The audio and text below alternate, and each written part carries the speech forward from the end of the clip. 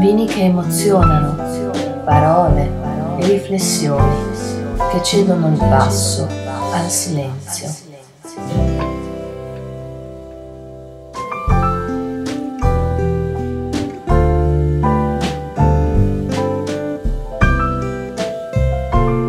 Io in questo bicchiere posso ricordarmi